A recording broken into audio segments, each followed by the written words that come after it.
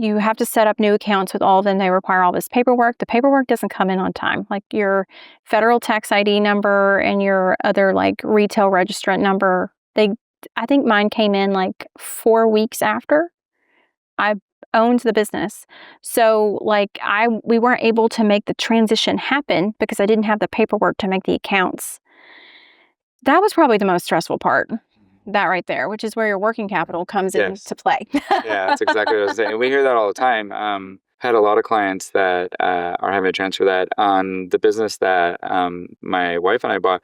The same problem. We're dealing with big sporting good manufacturers, and I literally would have to get on Zoom with them and say, "Hey, I know what I'm doing. Like, we'll be okay. Like, I understand all of this. This is what I do for a living," and trying to get them. And then it's still 30, 45, 60 days. And they're finally like, "Hey, you're approved now." Yeah. Like, okay, well, Yeah. all right, we'll move forward now, get some terms and get all of Right. that going. So yeah, it is a challenge. And I get a lot of people that when I'm talking about working capital, they're like, "That just seems like a high number." And I kind of laugh and go, Right. "I promise you it won't be. Like, Right. you're going to need this. That's one of the hardest things to manage when you're transferring everything, is making sure you have enough cash." Right. So, Right.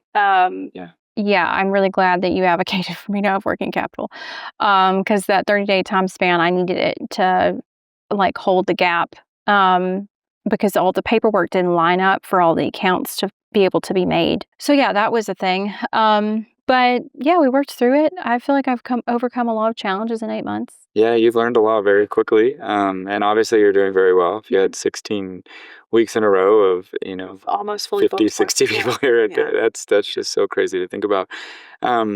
So what's next? What's next?